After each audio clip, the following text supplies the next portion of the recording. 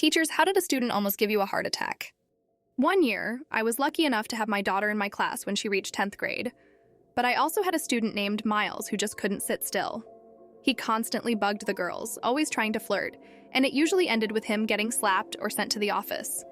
I had sent him down so many times that the front desk basically expected him every day. Eventually, I moved him to the front of the room just so I could keep an eye on him. One day, he asked me if he could sit in the back. He didn't argue or act out, he just asked nicely. For some reason, I said yes. We were in the middle of an assignment and the entire room was quiet. That's when I heard whispering from the back. I looked up and saw Miles showing something to another student.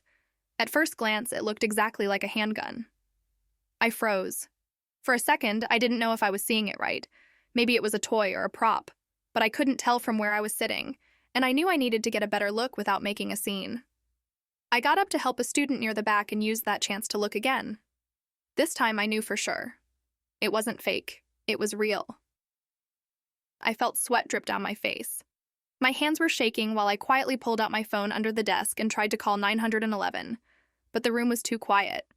I couldn't risk saying anything. I couldn't just leave the class either. I had to keep everyone safe, and most of all, I needed to get my daughter out of there. I texted the assistant principal in all caps, telling him exactly what I had seen. Then I waited. I kept glancing at my daughter, trying to keep it together. But minutes passed and no response came. I knew I had to do something.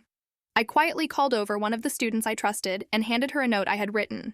It said, "Ask me to go to the bathroom, find the assistant principal, show him this tech, tell him to check his phone and leave the building right away." She nodded and left without a word. I went back to my desk and acted like nothing was wrong. 5 long minutes later, someone knocked on the door. The assistant principal walked in, calm and casual, and started chatting with a couple students near the front. Then he looked at Miles. "Can I talk to you outside for a minute?"